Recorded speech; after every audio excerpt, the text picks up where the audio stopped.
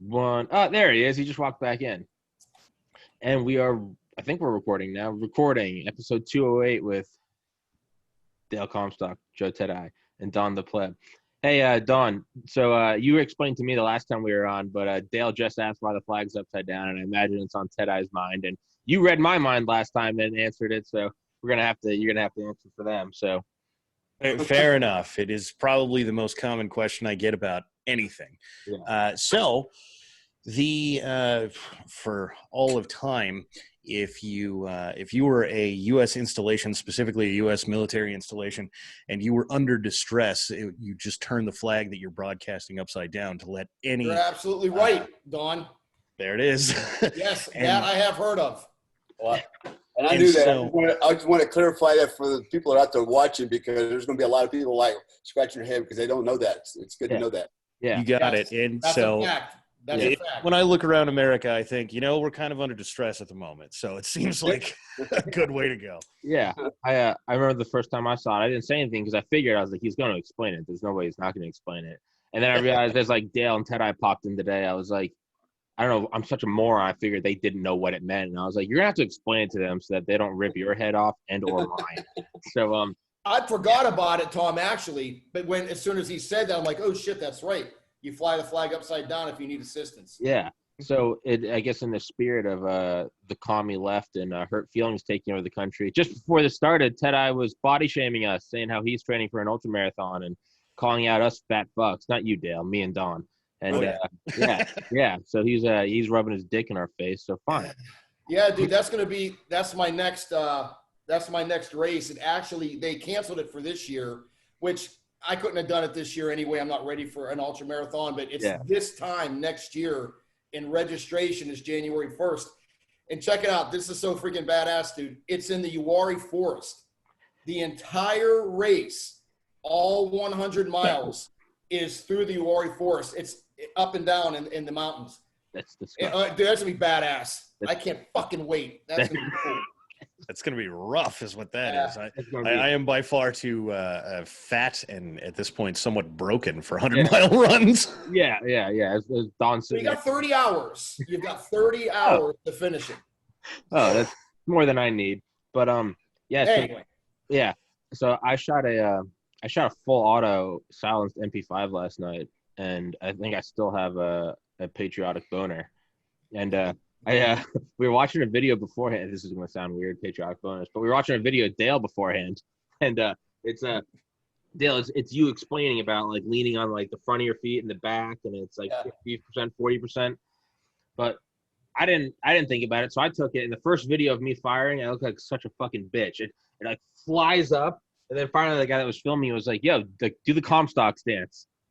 So I leaned into it and did a full mag dump, and I was like, "What do you know? Like the double guys advice works. Like, what are the odds of that?" Who could have guessed? Yeah, who could have fucking guessed that Dale knew what he was talking about? But yeah. So Dale, I see that you're back. I believe you're back in Florida, right? Just got back, man. Like night before last, midnight. Oh Jesus! So just a day 2, and all fucked up. Yeah, getting over the jet lag and just trying to regroup here on this end, man. We got had to go out and buy groceries and just kind of reorganize. I have a roommate, and so actually it wasn't bad when I showed up. It wasn't a disaster, but it's a bachelor's pad, and I'm bringing my wife back, to the bachelor's pad. She's like, "What the fuck?" So it's called, "Hey, make sure you clean up all the condoms and bullshit, all right, before we show up." That is exactly what it was like when I deployed. The wife went back to California to go stay there for, I don't know, 5 months or something.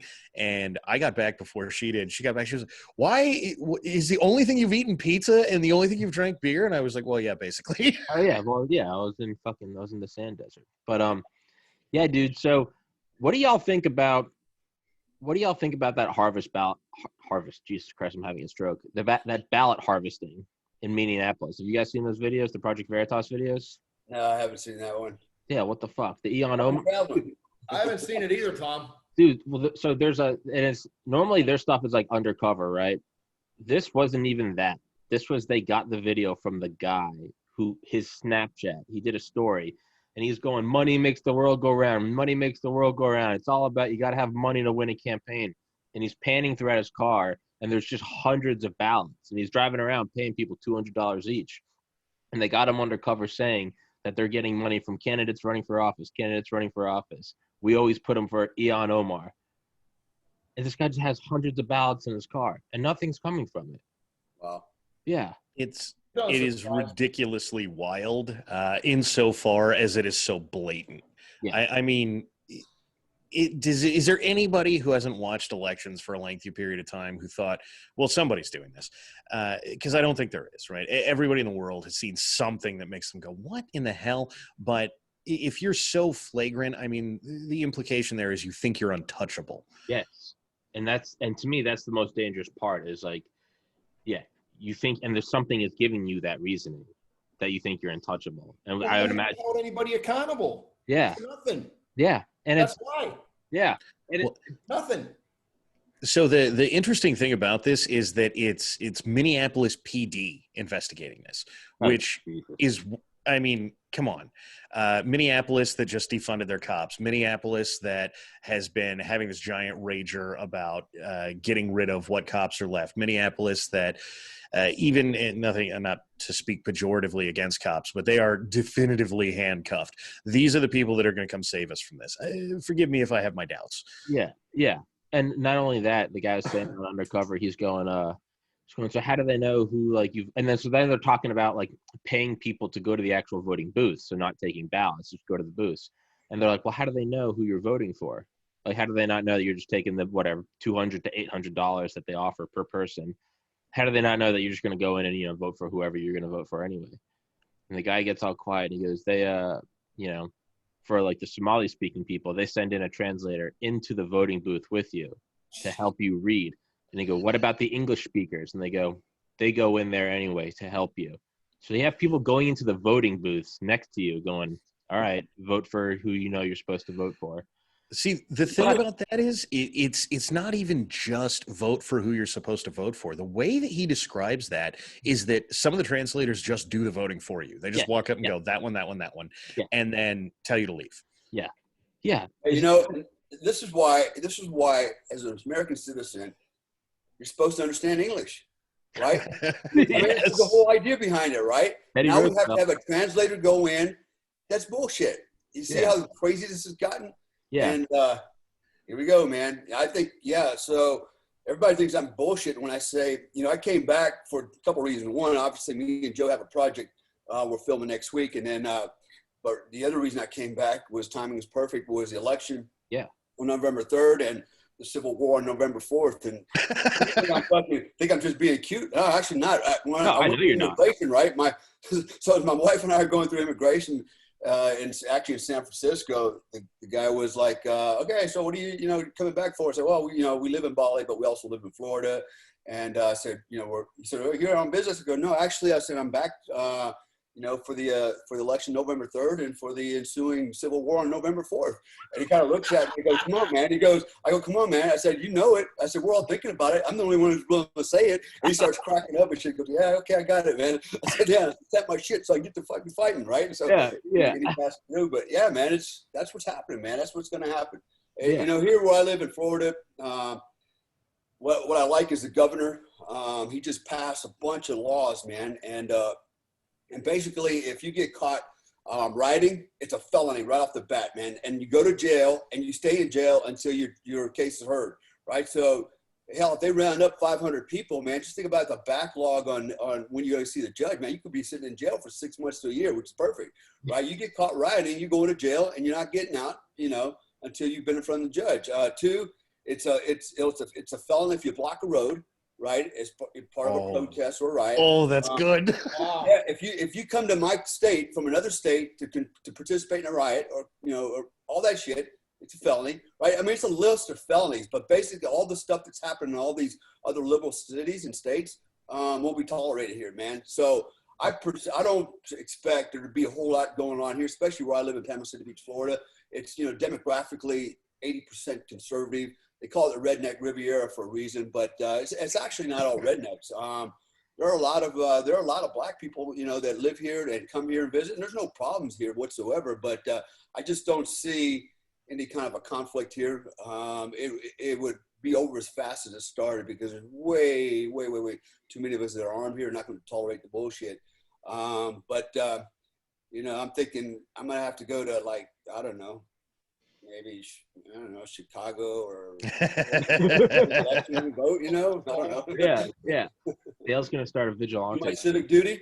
Yeah. See, this is the thing I've been telling people for a while, right? Is that at some point in one of these riots, you're going to see a bunch of guys who don't really look like they belong, and then one of them is going to yell "contact front," and something will have changed forever. Yeah, right at that minute. Pretty much. I've been saying this the whole time, man. Look, when it happens, 72 hours. You got 72 hours to let the air out of as many assholes as you can, because after that, you know, they'll invoke martial law and National Guard will be on the street, but 72 hours is going to be pure chaos, man. Yeah. Pure chaos. Well, hey, I can tell you this, guys, from where I live in North Carolina, and I'm out every day, grocery store or whatnot, and I am noticing a huge increase of people open carrying in the state. So in North Carolina, you can open carry. Mm-hmm. And I got a CCW, but you can open carry. And I've been noticing in the grocery store, gun, where before it was like nobody. Now I'm seeing like every day, 4, 5, 6 people open carrying. So yeah, I mean, I think they're preparing. I agree with that. I got a message last night from a friend of mine that was speaking to an ammunition manufacturer, and he was saying that he's got $80 million in basically in pending sales. And right now they're saying that the shortage will run at least 12 months of 5.56 ammo. Minimum. And you can't find anything here. Nothing. Yeah. I mean, there's no ammo, right? I mean, no. You know, and not even here, by the way. So in the overseas, I'm also working on some ammo contracts without going into too many details for several countries, 2 countries, in fact. And basically they're looking for 5.56 ball. And Good luck. So, you know what? And especially in that part of the world, because look, man, we talked about it last time, guys. Remember when we had with Sam on there about the intel? You know, the Chinese are basically getting a war footing, and everybody knows it. And you know, everybody's getting a little nervous. You know, the Indians are getting nervous. I think the Indonesians are getting nervous, and they're like, we better stockpile our ammo. And I also know that the militaries are upgrading all their hardware. You know, people are basically looking at, the smart people are looking down the road going, man, this is probably not going to work out well. And there's rumors of a Western bloc and Eastern bloc, you know, coming. Yeah. We're going to go back to that, you know, so. Well, there's going to be a real problem if we devolve into civil war, mostly for the rest of the world, right? Because a lot of our military is going to return home. A lot of our military is going to be engaged in that sort of thing. And then the world referee is going to just step out and move back. And as soon as that happens, all, you know, the Belt and Road, One Belt, One, whatever they're calling it. Belt and Road Initiative.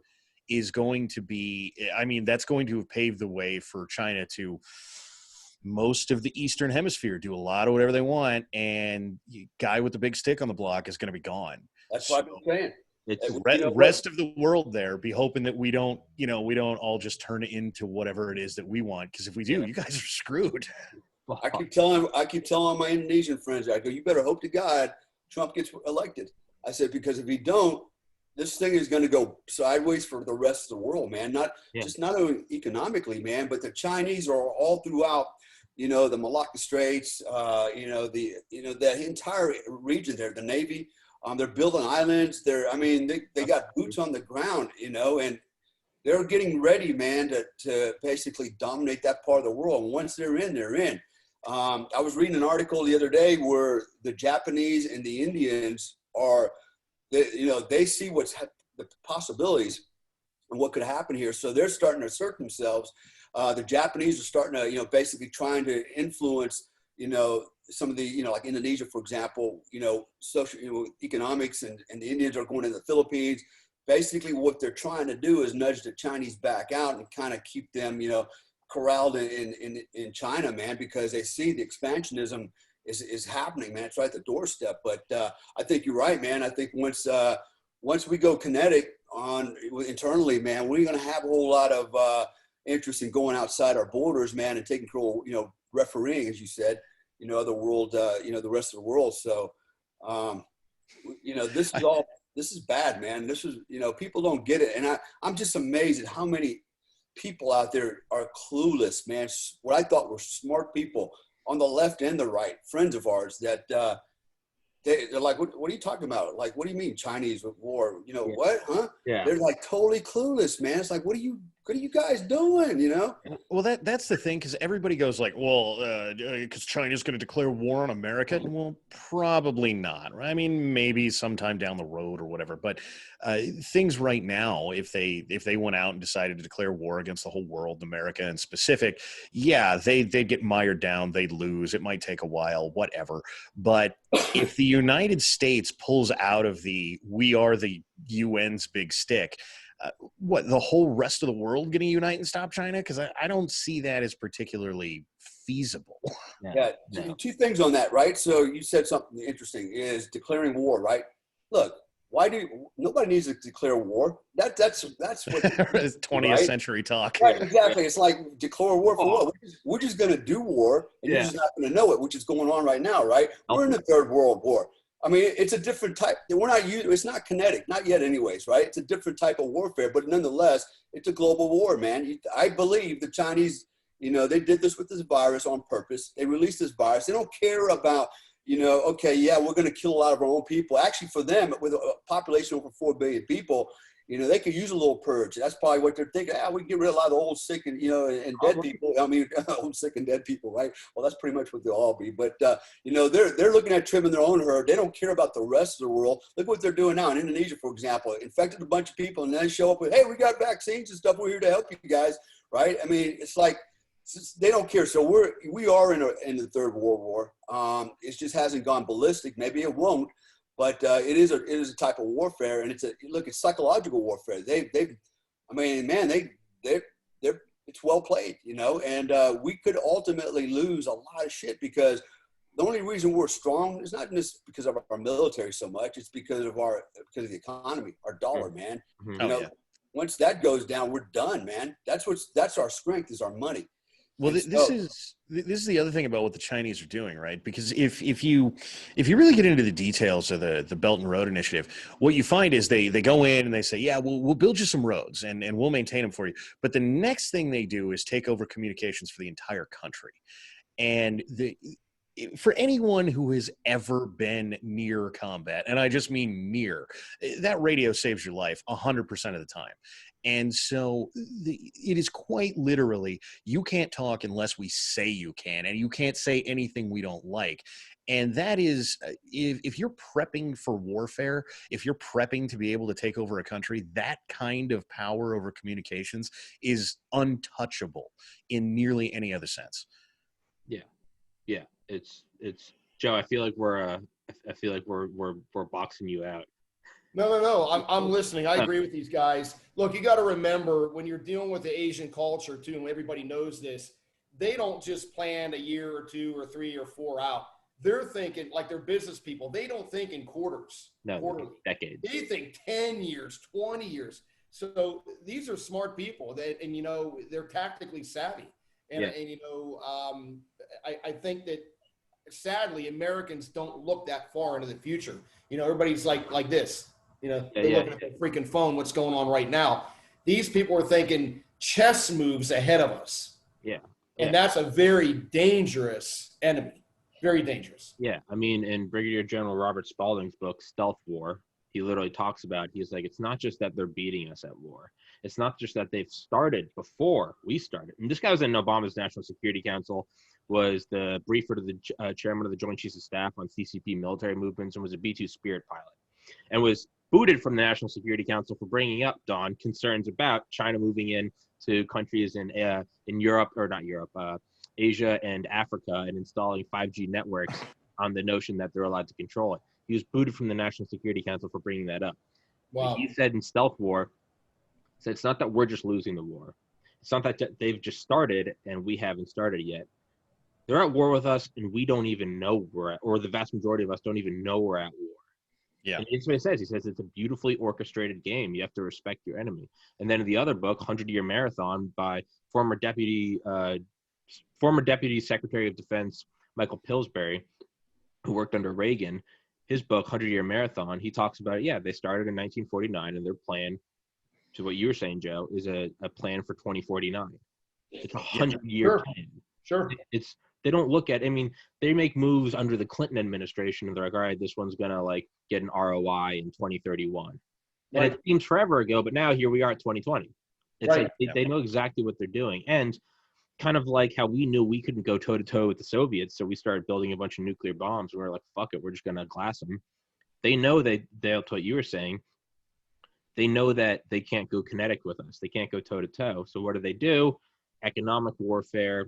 I've argued before, flooding the border with fentanyl, and I still argue, why wouldn't COVID be a bioweapon? It's a beauty. You have to respect your enemy. It's a beautifully orchestrated game, and right now, they are just ready, about to blow their load, watching us about to devolve in a civil war. It's and rain, but yeah. So, hey Tom, on that note, I forgot to mention this. I don't know if you guys have seen this organization yet. I think they're national. I do know they're here. They're called the Watchmen. Have you heard of them? Yeah. Got to pull them up online, man. I've got friends of mine that belong to it, and I don't know their quote unquote mission statement, but they basically will be backing up the police in the event the police can't react to some kind of event. You can Google them, and they're very, very active here in North Carolina and South Carolina. Very active. No kidding. Yeah, they're called the Watchmen. And there's actually a meeting tomorrow, not too far from here, that I'm actually going to go to and just kind of get an intel dump and see what it's all about. But check them out. Fuck yeah, I will. It's, the one hope I have is like, I went shooting yesterday. We actually saw a black helicopter, and the guy goes, "Do you think that's Dale?" And I was like, I go, "There's a 50-50, and this is in Maryland. I go, there's a 50-50 chance that's Dale." He starts laughing, and I go, "I have no idea where Dale is or what Dale." By the way, Dale and Ted, he wants you guys to come up shooting. He has a full armory, but legit like 50 cals from World War II shit. But dude, fucking belt fed. I was like, how do you get this? He had a cannon. He had an actual cannon.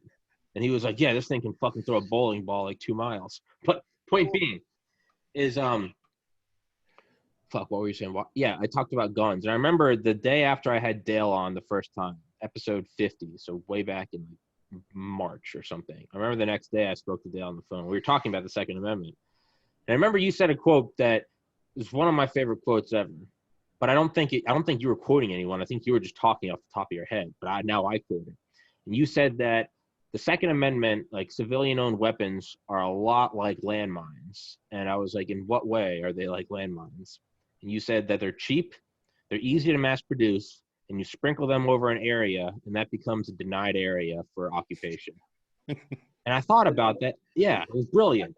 And I thought about what? I don't remember saying that, but okay. I think you were angry, so you might have blacked out. But you might have just devolved. Yeah, I think you just got eye of the tiger. But you were like, Tom, I'm going to tell you why guns are like landmines. At this point, I had known you for like 12 hours, and I was like, okay. Like, I was scared. I was in my bed. I was like, what's going on, Dale? Like, but I thought about that a lot since then, and it's brilliant. You throw them over, and it's a denied area, because if you have 1,000 houses in a town, and 20 of them are armed, but you don't know which 20, I mean, you can only send your fucking stormtroopers door to door, or your rioters, and confiscate guns. You only need to get to 1 or 2 of people that just go out like a suicide. They're just gonna I'm just gonna start shooting everyone. I don't care if you kill me.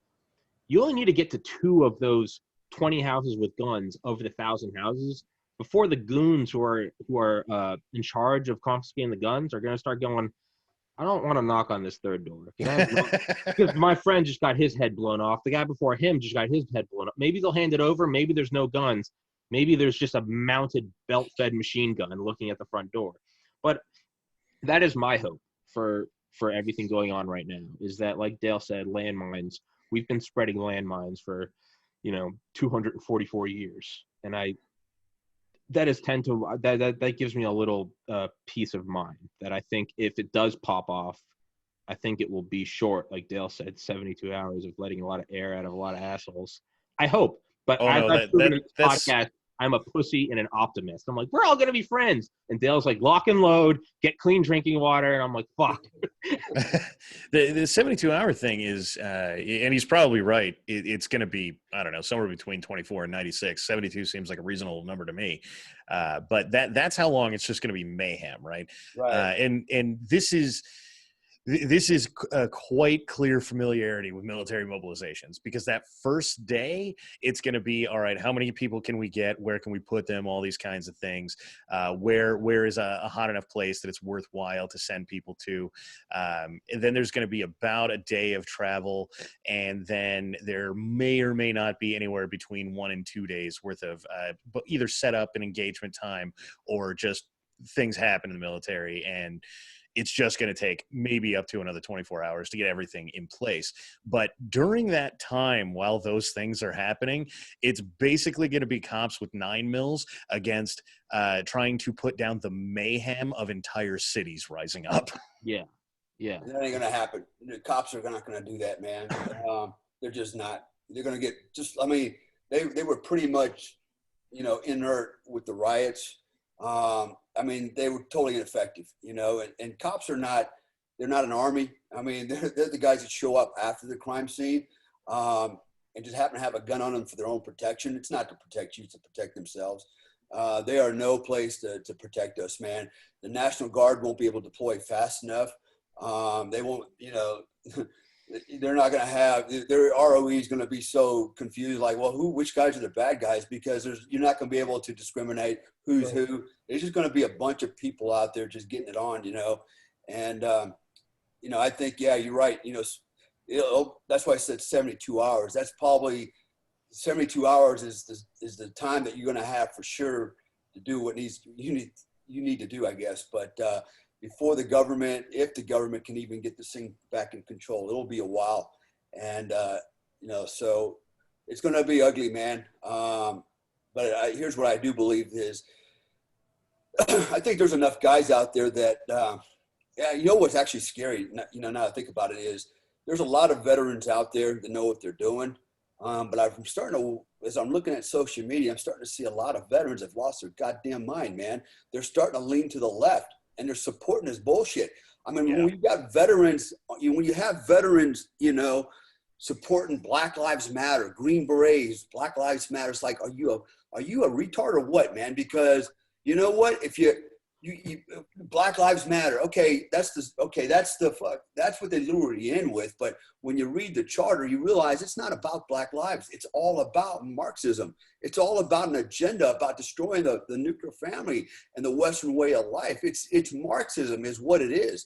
And I see people defending that, man. It's like, this is bad because these are guys that are trained. Right. Yeah. And if they decide they're going to get righteous, I'm supporting Black Lives Matter. And they're actually joining the enemy and don't even know it. Why? Because they didn't do their due diligence. Right. They didn't do their fucking intel analysis. They're just going along with the PSYOPs campaign. Yeah. Black Lives Matter. And so I can see a lot of that happening too, man. I think majority, speaking for the majority of military guys, we don't have to worry about combat arms, Yeah, there's going to be a couple outliers out there, that just don't get it. But for the most part, when you look at, I don't give it to Rangers, Marines, SF,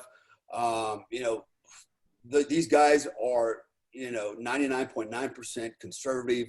They're patriots. They believe in, traditional ways of American life. And I know somebody goes, traditional marriage way of life, that's racism, blah, blah, blah. No, it's not racism, right? Kiss my ass. They're out there saying that, right? They're trying to like, they're grasping for shit, but no, traditional ways, American ways of life, what it was meant to be, But those guys are on our side, those are not the guys we're gonna have to worry about are, the cooks, clerks, and jerks, and and everybody else out there that just came in for a job in the military, and and that are willing to support something because, well, I'm in the military and I can get access to a gun. But those guys aren't going to fight you anyways, not very well anyways. Right along those lines, I've started seeing all kinds of veterans for gun control kind of stupid thing. An AR-15 is a weapon of war. It was a 45. Yeah, right. And you go and you look back at what these guys are doing, and you go back through their social media for a while, and they're like, yeah, so I was a refrigerator mechanic back in 2004. And this is the thing that I think that most the civvy part of the world doesn't understand. There's two kinds of people in the military: those very familiar with violence and those not so familiar with violence. Yeah. And the people who are really familiar with violence tend to want no part of this. Like gun control, how about two hands? That's what gun control is, you know? Yeah. It's another Project Veritas video I watched last night. I got to meet somebody from Project Veritas yesterday, which was cool as fuck. And but I was looking, they were showing me this video, and it was an undercover one for this gun control movement. And it's this, video, just like, they have it as like a button, and they're watching. And this guy's going like, so he's like, it's like, well, a lot of them are scared that we're going to come for their guns. And he's like, and we are, we can't play it that blatantly. And he's laughing, and he goes, a lot of Americans are stupid. So we just got to trick them that we're not actually trying to come for their guns, because, he goes, well, what's going to eventually happen is, if you don't have guns, how are you going to fight against tyranny? Well, at that point, we can just arrest them. And he starts laughing. And I was like, this is what's going on. And they're saying outright, they're like, we can't do that in public, because like you're going to have the right rise up against you. But they're like, in the long term, we're going for a weapons ban, which, and you can see this guy is about to like nut in his pants. He goes, which would be lovely. And he starts laughing. That's the exact words. It would be lovely. And he starts laughing. He goes, but we can't do that yet, because if you don't have guns, how are you going to protect against tyranny? And he like looks and laughs. Holy fuck. Like, this is what's going on right now. This is what's going on right now in 2020. This was filmed, I think it was filmed August 23rd. That's what Sam said, but they just released it. That's what's going on right now. They know exactly what it is. They're not stupid. They're not. What? The thing is, if they don't look, you can go ahead. Look, you're not going to unarm all of us, and you don't have to. The 3%. All right. Look, they won. On behalf of all of America, it just took 3%. So people, I was on an airplane one time. I got on, and there's this dude, and he had two little girls on, and he was, business guy dressed up, and seemed like a real clean cut guy. And he was reading something and made a comment to his they weren't even teenage daughter, they're probably like 10 years old. And he's like snickering, like he's bad mouthing firearms, and he's like, yeah, like AK-47 is really gonna stop, the military and their drones and A-10s, and he's like, what's the point? And I thought, this is the stupid kind of thinking, man. And I wanted to punch him in his fucking face, but he has two little girls there. So, but the thing is, and I always use the example of the Taliban and the Mujahideen and the Russian, right? Yes. You got a bunch of fucking Vietnam. You got a bunch of Afghans running around in fucking flip flops and AK-47s, and they just handed the Russian army their ass over and over and over. Guess what? They handed us our ass, and they're still doing it. We're still there trying to figure it out, we got some things done, but it was not like, it was not just like a shutout, man. Look how long it's taken us, and so a guy with a gun, because that's really what everything comes down to on the battlefield is the guy with the gun. Albeit all the other shit, when that's gone, it comes down to the guy with the gun. And so, all it takes is some people in this country that are willing to say, I'll fight to the end, man. It doesn't take a lot of us to do that. No. One guy with a gun can do a lot of damage. It's that everything psyops thing. Yeah. And but the civilians don't get it. They just think, well, there's no way an AK-47 can beat a drone. And I'm like, what? I don't have to beat the drone, right? Here's what I have to beat. Okay. What I have to do is figure out who the drone pilot is, who your family is. That's who I go after. Yeah. Right? When that, this guy's going to smoke my family. All right. I had, in fact, Joe and I, we were at one of the camps together in Sadabad, and there was a guy there. He was one of our intel analysts, but he was an Afghani. He was with the Mujahideen. And I won't name the names or anything like that, sure. But guy knew his shit, right? He was our Afghan intel analyst, and he would tell us stories. In fact, we drove up to north of Kabul, way north, and through some areas up there. And he was telling us how basically these guys, the Mujahideen, would ambush Russian convoys, but they didn't try to take out the whole convoy. what they would do is at certain choke points, they would hit the last vehicle, and they knew what they wanted, right? They knew, okay, you're going to get the guns off of this one, whatever chow they got, ammunition, and we're going to smack them from the back, right? So, and they would hit them in areas where the Russians couldn't reverse and come back and support the last element, right? And so these guys, and they would literally hang out these caves, right? And they would rope down the cave, run over to the vehicles and grab their shit and then disappear. But they're very clever, man. And it's not really that they're necessarily clever. It's just if you think it through, man, it's easy to be a bigger force, right? And that's why the conventional military is losing, because every day they move to an ambush, right? They get in the vehicle, they drive around, get blown up, they shoot from their trucks, and the Mujahideen or the Taliban, they run away. And if you understand that mindset, this guerrilla warfare, you can do the same thing here. Yeah. And that's going to happen, and it's going to happen on both sides. I predict IEDs. I predict ambushes. I predict you're going to see things like food trains, Walmart trucks. Eventually at some point getting ambushed. Fucking, everything's getting looted and raided. And there's going to come a point here, and we talked about last time, where everything's going to shut down, including, the shipping ports and everything else. So I'm bracing for a bad time.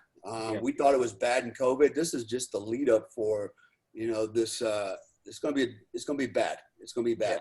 But this is the thing in the world of civvies don't understand is I know that probably everybody here knows that it is not quite literally a guy standing in front of a tank with an AK-47. And this is every civvy I've ever talked to about this that thinks like, oh, what's your AR-15 going to do against the U.S. Army? And I thought, and I asked them things like, well, what do you think is going to happen? We're all going to march out in formation, we civvies, right? Yeah. And we're everybody port arms. All right, ready, aim. This is not 18th century warfare. No one is going to do that. The way this is going to work is you actually have to hold the ground, right? And the people that you're fighting are not going to be out there in the street with uniforms on that say, I'm the pro-America guy, please shoot me. It's going to be, you're going to be standing out front of a Starbucks invariably with an M16 and body armor, and a car's going to drive by and all the windows are going to roll down and you're going to get filled full of lead. Yeah. And then that's the end of contact. That's it. The car turns a corner and it's gone. Right? Yeah. And that's how this war will be fought. Yeah. It's not going to be I always hear that. Are you really going to go against the U.S. military? Yeah. And the argument I always bring up is like, what about Vietnam? Like, what? Holy shit, dude. There's guys in sandals eating rice and they fucking kicked up. We were dropping napalm. We had McNamara's plan where we were dropping like little cameras all along the Ho Chi Minh Trail, way ahead of its time. DARPA shit, we still couldn't beat them. And then the other argument you hear is, but yeah, so I think Iraq, Afghanistan, Vietnam, us and Russia, it's like it can't be done. And I always think, why wouldn't that happen here? Okay, well then their counter argument is, well, eventually if they can't beat you, they're just gonna fucking nuke you. They're just gonna bomb you. Look, if you want to rule a country, you don't want to rule a wasteland. You want to rule it, and you want to rule the thing. You want to rule it. You want to take it over and occupy it. Yeah, if you wanted to just take on the civilians and nuke everyone, you could, but that doesn't do anything. You're not going to bomb these cities out. And even if you do, even if you decide you're going to go full rolling thunder or shock and awe, it still doesn't work. I mean, holy shit, how much bombs did we drop in Cambodia, right? Operation, was it Linebacker? It doesn't work. It absolutely doesn't work. So, yeah, the idea that you don't need a gun because how are you going to take on drones and spy satellites? You're going to take them on the same way the Vietnamese and Afghanis did. Just dirty. If I have to fight Dale, I'm not going to fight Dale head to head. I'm going to fucking die. I'm going to try to lure Dale into my house when the power's out. And I'm going to end up like screaming like a little girl, throwing like a gallon of Windex at him. And then I'm going to, like, I don't know, take my clothes off, try to scare him and like, I don't know, cut myself, just freak him out, and then attack him with a 2x4. It's going to be unconventional and psychotic. That's the only way someone like me is going to take down someone like Dale. So how is someone like a civilian population going to take down the government? It's going to be screaming. It's going to be psychotic. It's going to be, what did Andy Stump say, SEAL Team 6 guy on Rogan? He goes, I can take down anyone. And Rogan goes, what about a pacifist? He goes, how do you take him down? He goes, I'll turn him into a combatant real quick. He goes, how do you turn a combatant into a pacifist? He goes, give me his youngest daughter. I'll put a gun to his head. Watch it happen in less than a second. That's what happens. It's that was the point I was going to make. Yeah, you know what? You don't take. The idea is I'm not going to go after the guy driving the tank with an F-16 or whatever, right? Not that I would go after our military guys, but if it came down to something like that, what you do is you go after his real vulnerability. What's his real vulnerability? His family, right? That's where you go, man. When you start, I'm not going to mess with you. I'm going to take out your kids, man. You know, and people don't like that when they hear that. It's like, oh my God, but you know what? That's the reality. That's war. That's real war. And you know what? And you go to Afghanistan, Iraq, Africa, you go to all these places. That's exactly what happened. Right? Yeah.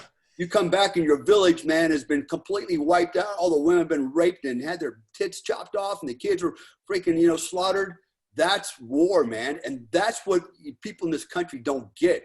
These freaking, revolutionists, these Antifa assholes, all these jackasses that think that, this is, some romantic bullshit they see on news, on TV, and on Hollywood.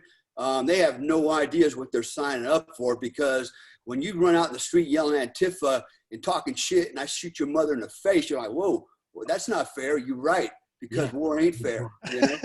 No hashtag. What's funny is that Dale was talking about Asadabad, and I actually deployed to that place a couple times. And right outside the gate, there's a river that goes up and down. But anyway, there was this really old school boss, case officer that worked there. It was our boss, and he was kind of like Cold War kind of guy. And it was my first deployment there. And he said something to me the first day I met him. I kind of just went into his office and just talking and introduced myself. And I rotated over. There was like 3 or 4 other dudes. And so I'm talking to this guy, and he's like, we're very busy here, Joe. And I'm like, good. I like to stay busy. He said, but remember, at the end of the day, it's not how many people we kill. It's who we kill. Mm-hmm. Yeah. That same. I'm not saying that. I just learned that in Afghanistan. You could pick all the low-hanging fruit, and we did all day long just to keep fresh. But at the end of the day, like Dale was saying, if this goes bad here, thank God, I've got the training I do, and Dale's got the training he has, because, when you can play on an unlevel playing field, I don't care what the hell kind of firearms and tools the other guys have, because that's all they are tools. Mm-hmm. When you bring tactics to bear, I'd rather have a knife and a guy with badass tactics than an idiot who doesn't know what he's doing with 100 rounds of 5.56 and an M4. Yeah. That base Joe was talking about. So here's some history on that. I don't know if you know this, Joe, and I won't name the base, but it was occupied by the Russians. Okay. And there was probably about 150 to 200 Spetsnaz at this base. Not a very big base, very small, actually. How big do you say it was, Joe? 150 meters by 150 meters, something like that? 200 meters? Yeah, there's got a little airstrip in the back, too. Yeah. It wasn't very big, man, a little compound. I remember, and this particular camp was right in a valley surrounded by bad guys. I won't name the group, but the tribal leader in charge. But one day the commander at that base decided, you know what, we're going to basically tell the local villagers that we want to have a meeting, right, with all their, prominent people, the mayor, right, the police chief and the doctors and, all your military age males, anyone of prominence. We want you to come out. We're going to have a talk, right, and we're going to be friends. And what they did is they brought them all out, and then they mowed them all down, right, and thinking that somehow that was going to win the day, because, and I want you to think about that here in this context in the U.S., right? Same thing. It's like the government said, we're going to take out, we're going to take out key leaders or, people that are, the biggest threat. Well, that's what the Russians thought they were going to get away with, but that did not work out with them, because, on the Hekmatyar, right? That they came back, and it was like completely in this camp was surrounded by high ground, high mountains and stuff. They were completely surrounded, man, like Fort Apache, dude. And every Russian in there was killed and chopped to pieces and parts, man. In fact, while I was there, we were still doing camp improvements, digging shit up. We had minefields around, and we're still picking up, pulling out Russian skeletons and bones, man. They just put the hammer on these guys, man. That's warfare, man. And so there's consequences. And basically these guys said, oh yeah, you want to kill all these freaking people? Well, there's more of us, and we're just going to come back and we're going to wipe you out.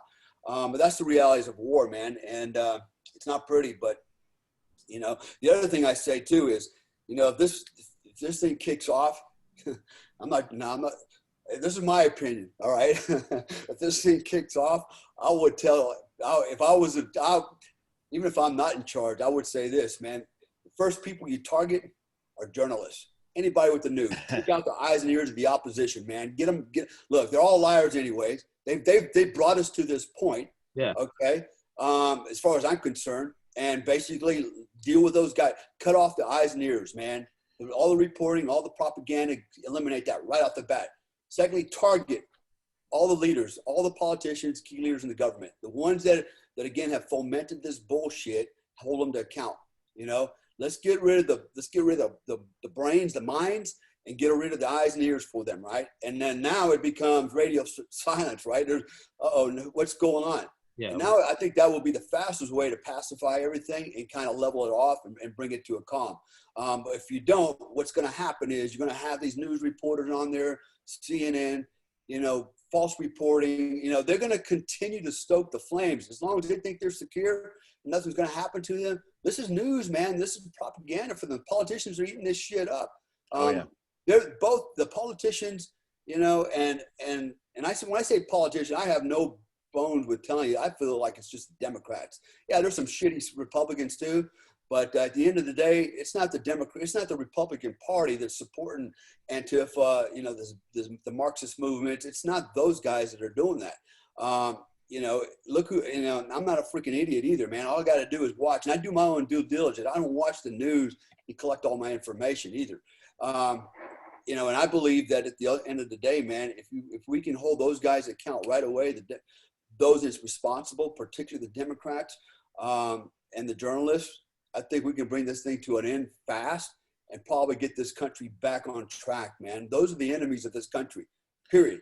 Tonight, hey, don't forget, guys, tonight is the vice president debate. Yeah. That's tonight. That ought to be interesting. Oh, Jesus. That's a word for it. So funny thing, Dale, you're just talking about the reporters, the politicians, the what have you.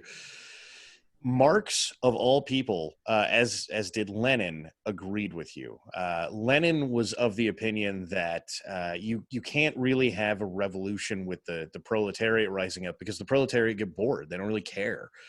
You'll get them all fired up for a week or two or whatever.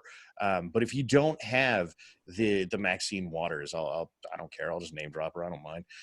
Out there going, hey, if you see these people get in their face, if you're not providing that kind of top-down direction for how they have the revolution, apparently, per the Marxists of all of the 20th century, it's very much like, well, yeah, they all show up, they write for a couple of days, then they go home. And so if we were going to discuss in some hypothetical way what this would look like to stop them, that's definitely it, right? Because fat Antifa loser who lives in mom's basement does not have wild dreams of the revolution that are planned out. He's just, we're out there rioting. Okay, I'm going to go riot. We're busing people over to riot in New City. Okay, I'll get on the bus. And this kind of just malaise about it, right? There's no real mission that they're all in. It devolves very quickly into everyone just going home going, well, I don't know what to do next. So I mean, your balls on there. It's top down. It's very, you can tell because there's no coherent and consistent independent thought. There's no doctrine that it runs by. It's all, what are the top down orders today? Are we for this? Are we against this? Me too. Oh, she said Biden raped her. She's lying, right? Trump didn't do enough to stop COVID back in January. Trump going, let's ban flights from China. You're a racist, right? It doesn't matter. Trump tries to take troops home. You're abandoning the Kurds, right? So there is no independent, coherent, consistent, non-contradictory thought. Because of that, it can only be top down because the orders change every day. The doctrine is rewritten every day. If you take out that ability for that doctrine to be disseminated, they can't follow independent thought. That's exactly what happens. It's funny. It's what I spent all morning streaming about on as of the day this is recorded. Is a lot of what they're going for on a sort of personalized level is a destruction of your capability to think for yourself, right? So if a scientist comes out and says that COVID is the most dangerous thing that's ever happened, who are you to contradict the scientist? And stupid me, I go, well, according to the stats that you're publishing, that for a wide variety of reasons I know are bullshit and death counts, 7 million people got this and 200,000 died. Like, the death rate of this is almost a statistical zero. I'm sure those are individual tragedies and all, but this is not world-ending virus bullshit. And then it's, well, who are you to say that? Like, I'm a guy with a calculator. That's who I am. Exactly. Like, that's how far I went. Exactly. I say the same thing. I do math. It's math. Your math just doesn't bear it all out, man, what they're saying, you know? Well, that's I know. And I mean, just to add fuel to all the Marxists to hate this, because it's 4 white guys in front of 4 American flags. But but fuck it, might as well add some fuel to the fire, turn off the fire. Alex Jones released a clip the other day, and it's him. He said he talked to Rogan. This is right before September 1st when Rogan went over to Spotify. And he's like, I just had beers with Rogan in Las Vegas. He's like, we talked for 3 hours. He told me to, like, I'm allowed to say this. He's going to war with YouTube. But he slows down eventually, and he says the thing that changed his mind is because he was trying to play ball with YouTube, because, like, he had his own internal metrics looking at his videos, and he saw that, like, his most viewed one with Elon Musk had 110 million views, but YouTube has it at 30 million. Of course, Elon's going on saying the pandemic's ridiculous. What really pushed Rogan over the edge, according to Jones, who's been good friends with him for 22 years, is Rogan wanted, he goes, fine. He goes, so he's going to try to get some PhD virologists on. He had one on, but he tried to get on several. And he was getting direct contact from the head people at YouTube saying, you're not putting that up. Like, your channel will be frozen. And he said, why can't I just, he goes, it's a PhD. He works at the CDC. Like, I just want to have him on. We're going to talk about it. Said, no, you're not doing that. You're not having on this guy from. And to me, that just, like, how does that not add fuel to, okay, well, what the fuck is going on? Right? And to me, it's no, do not question the narrative. Do not question it. It has to stay strong. If you go outside, you're killing my grandmother. But if you're going to go riot and burn down buildings, it's stunning and brave, and you're doing it for America. But if a bunch of white people get in a room and go, hey, Trump might win again, they go, COVID super spreader event. And then you go stand in front of a highway and they go, stunning and brave, stunning and brave. The virus is apparently socially woke. It will not spread because people rioting. Only a bunch of white guys that make more than $1,000 a year, right? That's what it is. And so it's the top-down structure of dissemination. I mean, that's why censorship. That's why. Sorry, I know I'm going on a rant, but you said all Marxists. I mean, what did Khrushchev have to tell Castro in the 60s? They said, reel in Che Guevara. Castro said, I can't do that, because Che Guevara was getting out saying, we cannot have a free press. We cannot have this in a revolution. We have to halt the newspapers. Fucking Khrushchev was telling Castro to reel him in. I mean, think of how insane that is. You went so far left, they're reeling you in. So what was this insane far left guy saying? We can't have free press. Yeah. Is that not what we're seeing right now? So somebody said the magic words earlier, which is PSYOP, right? Yeah. And the whole premise of any sort of PSYOP, no matter how far apart you want to pick it apart, or say, well, it's not precisely this, is some sort of demoralization of whoever you're targeting, right? Yeah. Whatever it is that you're trying to demoralize them from doing, that's what you're doing.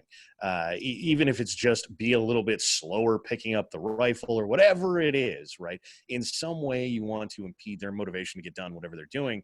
And so as much as it might seem reasonable to any normal human being to say, well, okay, why don't we get the PhDs on here and have the smart people at the head of the giant agency tell us really what's up? If the whole point here is not to make you informed, to make you able to make your own decision, but to just stop you from making a decision, then that PhD is anathema to whatever it is that you're actually trying to do, right? And this is the problem is, this is the kind of thing that gets you called a conspiracy theorist. And yet, at the same time, if you guys would stop being so ridiculously predictable about this, where quite literally, if I just pull up the CDC website and go, so the CDC said this is the actual statistical information, everyone didn't lose their mind, then none of us would think this, right? Yeah. None of us would be out there going wild, even if MSNBC is over there losing their mind about how COVID is going to kill every single grandmother on the planet or any of the other stupid things. It would be like, well, okay, MSNBC is stupid. But it becomes kind of a concerted effort after a point. And at that moment, it's, well, somebody, even if it's not top-down dictation here, a bunch of people got together in a room and went, yeah, we're okay with this. And that's enough, right? It produces the effect, because I spend all of my time with other YouTubers, and or at least a lot of it these days. And they're all saying the same thing. I can't even say it out loud. I can't say COVID-19, otherwise I get suppressed. So sorry for screwing you there, Tommy, but no less. Yeah, no. But that's how it goes. And it doesn't matter if you're just reading the CDC press release. That's not enough spin. That's not enough hammering down, right? And you can't even read MSNBC's take on it without something being put under your video that says, well, this doesn't provide enough context. You can't say the exact obvious and clear thing. And so, even at the point that it's just, we need to demoralize what amounts to counter propaganda, in their opinion, they're doing it. Yeah. And there's also just like a blanket. So like I saw that they played it on, which, by the way, fuck Fox News. They showed that Project Veritas video of the guy they freeze the frame, you can see all the ballots. And then they freeze the frame, you can see the hundreds of dollars. And then you don't even see the undercover video. It's the guy's self-filmed Snapchat going, money makes the world go round. It's all about ballots. And he's just panning throughout all the ballots. That video, that unaltered videos, and Fox is going, well, Project Veritas, which, as you know, is a disinformation campaign, so it's not entirely credible. But so everyone goes, okay, well, it's not credible. But it's like, what am I looking at with my eyes? Like, okay, the Twin Towers are on fire, but look, man, Fox News is biased. So, are they really on fire right now? You're going, yeah, I guess they're not. And I can feel the rumble right now as they're collapsing. But, they do have a weird history of being far right. And it's like, as this is happening, right, as the nuke is going off, they're going, well, nuke's going off, but they said I don't need to seek shelter, right? So I guess I'm just going to sit here as I'm atomized and turn into ionized gas. No, that's what's going on right now, is going, well, okay, I can see them saying we're going to take all the weapons and the assault ban, and that way they can't defend themselves against tyranny. But people are going, yeah, but, it's Project Veritas, so I don't know. It's like, what the fuck are you looking at with your eyes right now? And that is the, goddamn, I guess Alex Jones called it. That is the info war. That is the fucking info war. Well, that's the thing with there's a whole giant list of rules and way to do this, and yeah, they all come from Lenin. The Yuri Bezmenov interviews on YouTube are amazing and incredibly informative about this. But this is the thing that I think most people don't understand in the world of info war like things, is that 10 years ago, Project Veritas went out and they recorded all the Planned Parenthood people. And then it was, it's edited video. So they released the full open footage. And if you go watch it, it's not any better. Right? They weren't saying, hypothetically, if we sold baby limbs. No, they were discussing selling baby limbs. That's what they were doing. It doesn't suddenly get better with context. Project Veritas made a news report, and that was that. But because way back then it was, well, it's edited video, which, by the way, every news organization, every single one is guilty of. You have to edit for time. You have to. Yeah. And so then it's been the argument against Veritas ever since is, well, we know they edit video. Like, well, we know everybody edits video. Yeah. Does that mean I get to just dismiss CNN? I do, but that's not why. Right? It's a blanket statement. It's a you don't have to trust. But I told Dale and Ted I would only run this bitch for an hour, so we've got 2 minutes left. And last words, or who wants to? I'm gonna finish on Dale because Dale always drops the best truth bombs. So, Don or Joe, last word. If you do that, man, I'm gonna talk for like 20 minutes, right? Yeah. I got nothing to do, man. That's me respecting yours. Dale, I can talk forever. I'm always the one that people are like, I gotta go, and I'm like, please don't go. But like, yeah. So because so Tom, here's what I'll say. Here's what I'll say. We're all American patriots. I don't think there's a single one of us that wants to see this happen to our country. Sure. Not a one. And because it's going to be up close and personal. Kind of like when Mel Gibson said on The Patriot, this war is going to be fought in our backyards and our children are going to be witness to it. Mm-hmm. I don't have kids, but I certainly don't want your kids or Dale's kids or Dawn's kids seeing something like that. That's just not how this country should be. But, you pray for the best and prepare for the worst. And, this election's huge. It's really big. I'm going to watch the debate tonight. I'm sure Mr. Pence will hold his ground against Ms. Harris. But, those of you that are watching, like Dale said, do your own homework. Don't be so freaking stupid to believe everything you hear on TV. And what what these stations, whether it's Fox or CNN, whoever it is, it's no longer journalism. It's censorship. Look at even Wallace, the guy that did the presidential debate. You'd have to be an idiot of world-class standing if you could not see who he was leaning towards. Exactly. I'm not the sharpest tool in the toolbox, and it was obvious to me. Okay. Yeah. With that said, Dawn, go ahead. So in the world of dropping giant truth bombs that nobody wants, the election is important. And it is going to make a giant difference to what happens in this country. I think to some degree there's going to be violence after the election, no matter who wins. But if you are hoping that Trump wins and we're going to get saved, I promise you're looking at this too short term. In the same sense we were talking about earlier, China looks at this at 100 years war. This has been, politically speaking and culturally speaking, already over 100 years war in this country. Mm-hmm. These are people who are dedicated. They are spending their lives doing this. Ruth Bader Ginsburg saying, "My most fervent wish is that I'm appointed by the next president." These are people whose dying wish is that you lose politically forever so that they can control every single thing that you say and do for the rest of your family's lifetime. 100 generations from now, they want a boot on your throat, and they're not going to stop because Donald Trump won the election, because the Republicans take the House, because the Republicans take the Senate. This is a continuation very much of the Cold War, which nobody ever likes to hear. It is a global and eternal struggle, in their opinion. Don't plan on it stopping. Yeah, Ronald Reagan, freedom is always only one generation from being lost. It never goes. You got it. It's already. But here's kind of a ray of hope, though, right? Yeah. So was a couple of days ago I saw on the news that there's another caravan. I think it's Venezuelans that are on the way to the border, right, to come to America.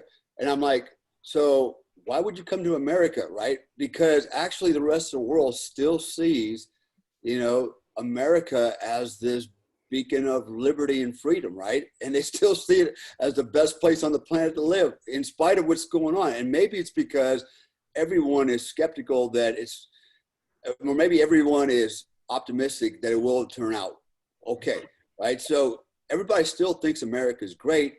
And even, in my experience in Indonesia, speaking to a lot of people there, they're kind of like scratching their heads on one hand, like, man, what is going on over there? They're kind of in disbelief. And they've also, and unfortunately, they don't run Fox News over there. All you see is CNN. So they've bought into all the propaganda, But a lot of them that I've spoken with are smart enough to know, something doesn't smell right. And we still see America as, this beacon of hope. And this referee, that you were saying, Don, and they still see us in that light. The fact that people are still trying to get in this country illegally, speaks volume, because why would you want to infiltrate a country that's getting ready to potentially go socialist, communist, right? And take away all your rights that, you're trying to escape from, all the bad shit you're trying to escape from in your country. Why would you come to this one? So to me, that gives me a little hope.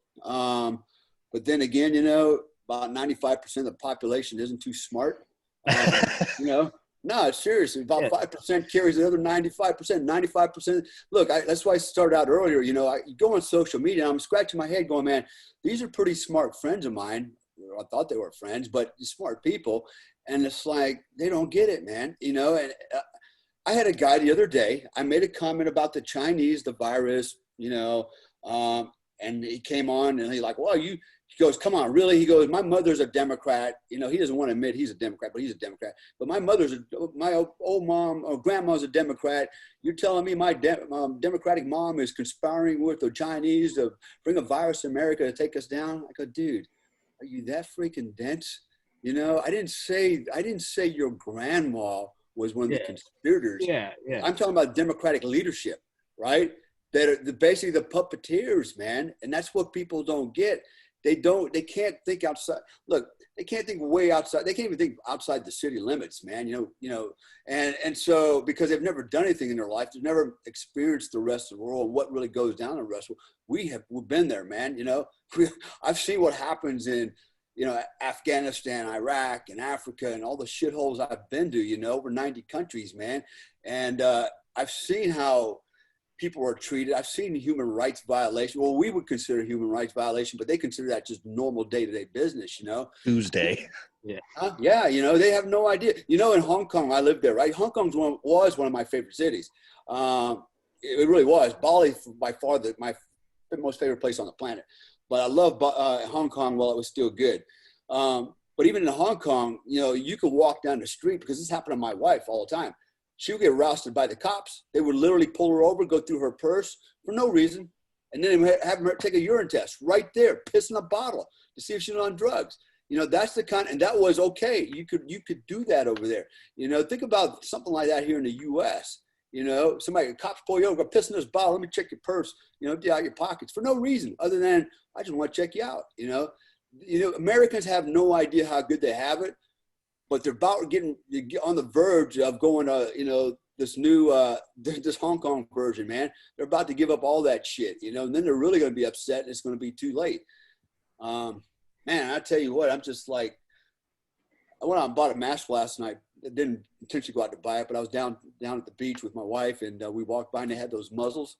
You know, I call them muzzles, control muzzles, right? But I saw when it said Trump 2020, I go, man, we're getting those, right? And so, and the booth was closed. I go, fuck, where's the tenant at, you know? And in fact, every time I go by this booth, it's out on the street, the tenant's not there. Everything's open, but they're never there. It's the same old. I'm like, you know, I'd be pissed, man, if I was the owner of this booth because this person's not there, not making a sale. So we go into this other big old, you know, novelty shop, and we're looking around, and then guy makes a comment to me. He's looking for some Trump stuff. He goes, man, trying to find one of those Trump things. I go, you too, me too. You know, I was like, wow, cool. You know, we're fist bumping, and then I found it. I go, hey, boss, over here, man. He runs over, and we're all happy. You know, we got the Trump mask and stuff, you know. But yeah, I went out and bought mine last night. I plan on wearing it, not because I'm afraid of the virus, but I basically want somebody to talk some shit to me so I can punch them in their freaking grill, man. You know, I'm just tired of the bullshit, you know. You know, everybody's afraid to wear a hat, wear the muzzle, you know, I mean, the Trump shirt, you know, everybody's being intimidated. But you know what? They're always intimidating the old people, you know, the loners, man. But there's some of us out there who are tigers and will freaking eat your lunch. And I'm one of those guys. I'm so freaking done with it. It's time to freaking set things right, man. And I'm not looking for trouble, but I know it'll find me. And when I put that muzzle on, I'm going to attract a lot of trouble. I'm coming up there, Joe, to you wearing the muzzle, brother. Yeah. I see old guys. Trump stickers on my car, the flag. Dude, there are these old guys all around Ocean City. I always see at the store. You know, like 80, 90 Korean War vets. They got their hats. They all got MAGA hats on, and they just have the look in their eyes. They're just like, say something. They're fucking smoking cigarettes. They're using a cane, buying a gallon of whiskey at 9 a.m. They're like, no, I don't like, how you doing, sir? Like, you know, there's yeah. You know, if somebody has a Biden, in fact, do you see people wearing a Biden hat or Biden Trump sticker or Biden? No. Like, I mean, I have yet to see any of that, right? It's like, this guy's going to lose by a freaking mile, man, because nobody's supporting his bullshit. Everywhere I go, I don't see it. I see Trump everywhere, you know, Trump supporters. That gives me hope too, you know. But if I got somebody was one wearing guy. a Biden hat, I wouldn't give you no shit for that. No, that's I your think right. you're a fool, but I'm not going to comment. I'm not going to harass you. Like, That's whatever. your right. That's your right to be a fool. That's your right to yeah. Exactly. You know. Yeah.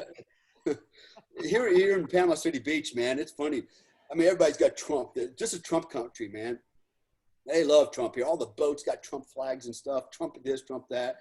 You know, and it's pretty cool, man. You know, but traveling around, you know, I haven't seen anything the likes of it. I mean, I don't see Biden rallies, Biden hats. You know, I don't even know what's his agenda, what's his slogan. I know I'm Trump, American. I'm not Trump. Great, you know? Yes, that is his slogan. The slogan is "I'm not Donald Trump." That's it, right? And so, what does that mean? Which technically, neither of us, none of us are. Which is Right. Yeah. I also am not Donald Trump. Comstock Ted-Eye 2024. I'm not Trump. Technically, I'm fucking not. So, woo! I know. Yeah, exactly. Yeah. Well, there you go. Touche or checkmate, Marxist. But gentlemen, thank you for this. This was another gem, and definitely gonna do another one before the election and before Dale rises up and enlists us in his militia. Which I will. Fuck it, Dale. I'll die with you. That's how we're going. I'll go out. Dude, It's my year. You know Let's go. Fuck it. You got to go out eventually. You got to die eventually. Might as well go to Valhalla. Let's I've lived do a it. life fulfilled, man. I'm at the point I've lived a life fulfilled. I've done everything I've wanted to do and then some.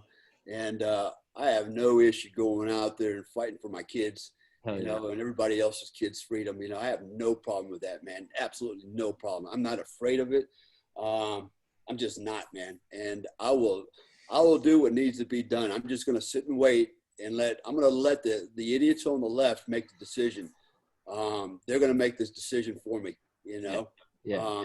You play by the rules, you play by the Constitution, you know, whatever the outcome is of the election, if it's fair, it is what it is, you know. I'll deal with it, but I'll leave it up to the left, what they want me to do. Yeah. There's no such thing as bad press. I'm gonna send an anonymous video cassette of the last 2 minutes of this podcast to CNN. It'll be like 4 white guys talking about dying in Dale's militia. I'll make us up our own flag, and I'll be no such thing as bad PR. So that's what I'm gonna do. Gentlemen, Thanks, Tom. thank you very much, and I'll see you guys next time. Don the Pleb, Joe Ted-Eye, Dale Comstock, and Roger that. top right. Thanks for having us. Have a good one. God bless. Stay safe.